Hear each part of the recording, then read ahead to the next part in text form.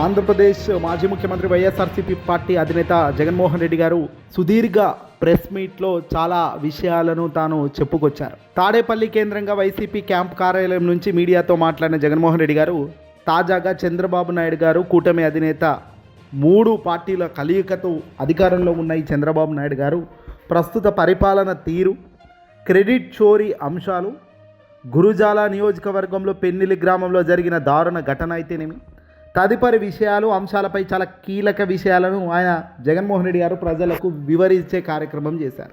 ఇక చంద్రబాబు ఊసరవెల్లి కూడా చంద్రబాబు ముందు పనిచేయదు, ఊసరవెల్లి కూడా చంద్రబాబును చూసి సిగ్గుపడుతుంది, అంతటి దారుణమైన మోసాలు చేస్తున్నారంటూ జగన్మోహన్ రెడ్డి గారు చెప్పుకొచ్చారు.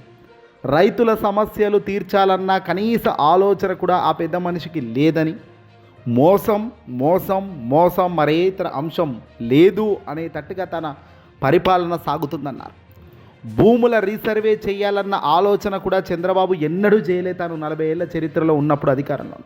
కానీ రీసర్వే ఆలోచన పాదయాత్రలో వైఎస్ఆర్సీపీ పార్టీ జగన్మోహన్ రెడ్డి గారు తీసుకుంటే దాన్ని ఇప్పుడు ఎన్నికల్లో కూడా దీన్ని వ్యతిరేకించిన ఈ పెద్ద మనిషి ఎన్నికల్లో కూడా దీన్ని రెఫరెండంగా యూజ్ చేస్తూ దీనిపై ప్రజల్లో భయభ్రాంతులకు గురి చేసిన చంద్రబాబు ఇప్పుడు మాత్రం ఏకంగా భూముల రీసర్వే చేస్తున్న ఆలోచనే నాది అనేటట్టుగా తప్పుడు కార్యక్రమం, క్రెడిట్ చోరీ అంశం చేస్తూ పోతున్నారు. ఈ విషయాన్ని జగన్మోహన్ రెడ్డి గారు చాలా కులంకషంగా వివరించారు. రైతులను లేవనెత్తారు, రైతుల సమస్యలు లేవనెత్తారు. మేము అధికారంలో రాకముందే సర్వేయర్లు లేరు, భూములు సర్వే చేసే టెక్నాలజీ లేదు, ఉన్న భూ సమస్యలను అన్నిటినీ పరిష్కారం చేయడమే ఏకైక లక్ష్యంగా రీసర్వే అనేది పెట్టాము. 22Aలో భూములు పెట్టడం మాత్రమే చంద్రబాబుకు తెలుసు. 100 ఏళ్ల క్రిందట బ్రిటిషర్లు మా భూ సర్వేలు చేశారట.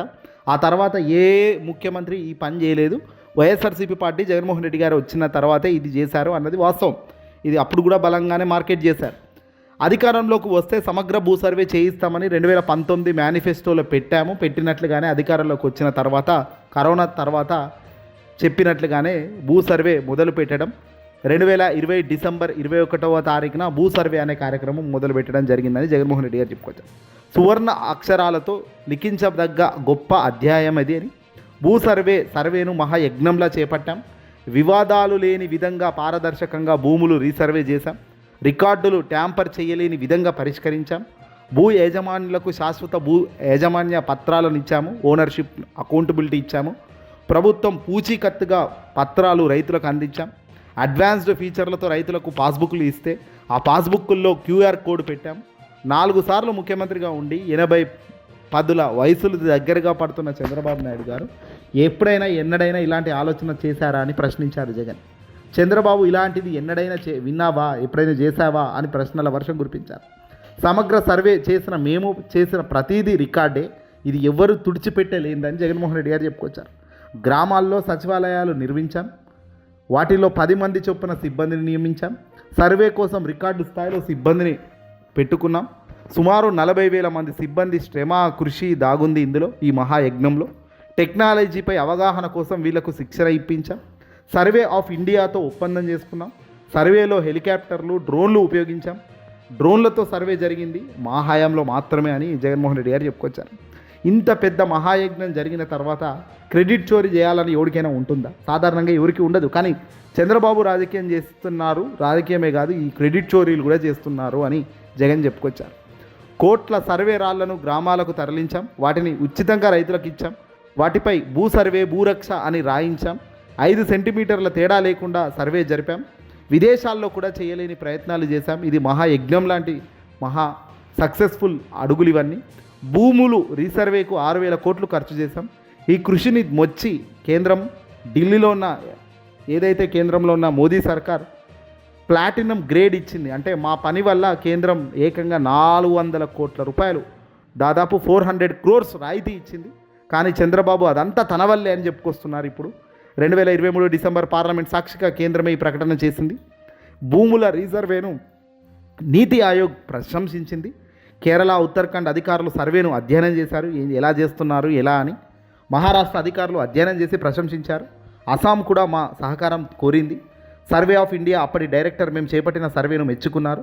చంద్రబాబుది రాక్షస పాత్ర, ఎల్లో మీడియాది అసిస్టెంట్ రాక్షస పాత్ర అని జగన్మోహన్ రెడ్డి గారు అన్నారు. నిజంగా ఇంతటి గొప్ప కార్యక్రమాలు చేసి అధికారంలో ఉన్న 5 ఏళ్లలో ఏదో చేయాలి అన్న తపనతో అడుగులు వేయగలిగిన ప్రభుత్వంగా వైసీపీ ఉంటే, ఈరోజు చంద్రబాబు అధికారం వచ్చి తన చేతిలో అధికారం ఉండి కేంద్రంలో ఉన్న కీలక భాగస్వాములు తన చేతిలో ఉన్నప్పటికీ పక్క వాళ్ళు చేసిన పనిని వైఎస్ రాజశేఖర రెడ్డి అంటే జగన్మోహన్ రెడ్డి గారు ఇక్కడ క్లియర్గా చెప్పారు.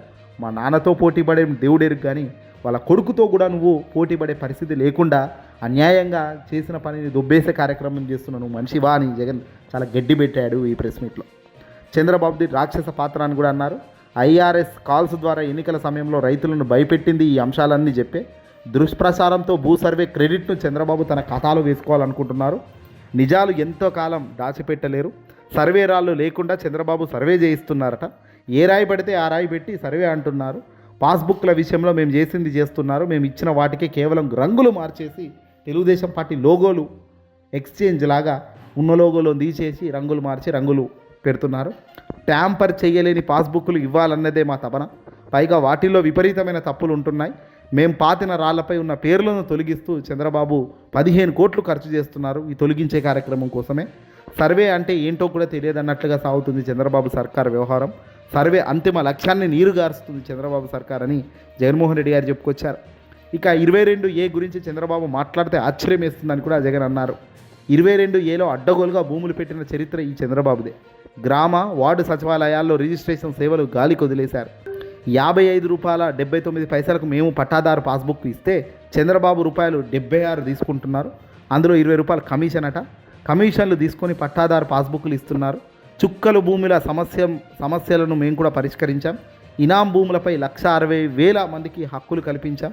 1,54,000 మంది ఆదివాసులకు 3.26 లక్షల ఎకరాలపై భూమిపై హక్కులు కల్పించాం.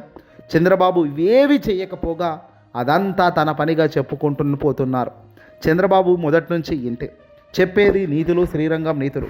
చేసే పనిని పట్టుకొని అది నాదే ఇది నాదే అంటాడు. హైదరాబాద్ తానే నిర్మించాడు, ఎయిర్పోర్ట్ తానే కట్టాడు. హైదరాబాద్ సిటీ ముందే తాను విజన్ చేసి రూపించాడంట. ఎవడైనా సిటీని రూపొందిస్తాడా?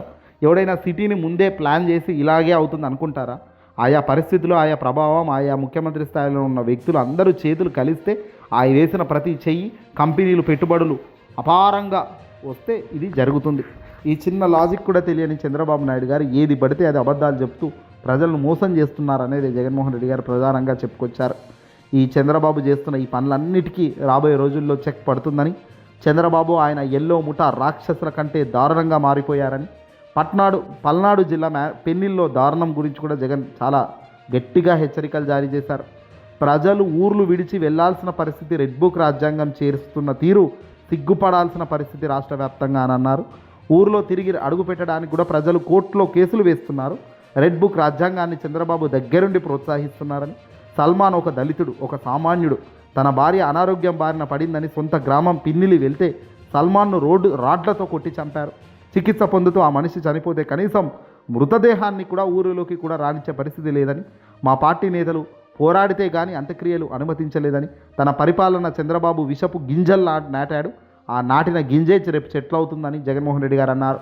పిన్నెల్లో ఘటన సిఐ, ఎస్ఐలు, ఎస్పీలు, ఎమ్మెల్యేలు చంద్రబాబు కూడా ఇందులో దోషేనని, ఈ ఘటన చాలా బాధాకరమైన ఘటన అని కూడా జగన్మోహన్ రెడ్డి గారు చెప్పుకొచ్చారు.